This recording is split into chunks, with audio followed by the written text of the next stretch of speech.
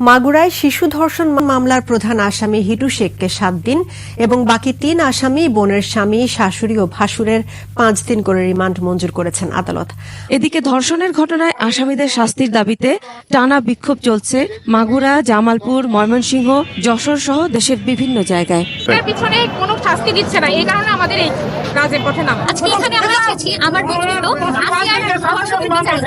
আমি একটা নারী হয়ে আজকে বৃহস্পতিবার মাগুরায় ধর্ষণের শিকার শিশুটি ঢাকা সিএমএইচে চিকিৎসাধীন। গত 8 মাস যেদিন ছিল। Masum আলিসা, desk report, 21 television. আসামিদের নিরাপত্তা নিয়ে শঙ্কা থাকায় মামলার শুনানি হয় মধ্যরাতে। এদিকে ধর্ষক নিপীড়নকারীদের কঠোর শাস্তির দাবিতে মাগুরা সহ দেশের বিভিন্ন স্থানে আজও চলছে বিক্ষোভ। মাগুরায় শিশু ধর্ষণের ঘটনায় রোববার আদালতের সামনেই অবস্থান নেয় শিক্ষার্থীরা। নিরাপত্তা নিয়ে শঙ্কা থাকায় আসামিদের দিনে আদালতে হাজির করতে পারেনি পুলিশ। পরিস্থিতি বিবেচনায় রোববার মধ্যরাতে রিমান্ড আবেদনের শুনানি করেন আদালত। জুডিশিয়াল ম্যাজিস্ট্রেট আব্দুল মতিনের আদালতে আসামিদের হাজির করে জিজ্ঞাসাবাদের আবেদন করা হয়।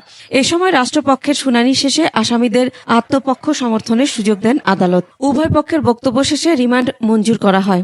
তবে পূর্ব ঘোষণা অনুযায়ী আসামি পক্ষে কোনো আইনজীবী দাঁড়াতে প্রতিনিধিদের তথ্যচিত্রে ডেস্ক রিপোর্ট দেয়া হয়নি। এই স্পর্শকাতর মকদ্দমায় আসামিদেরকে ধৃত করা হয়েছে এবং তাদেরকে রিমান্ডে নেওয়া হয়েছে।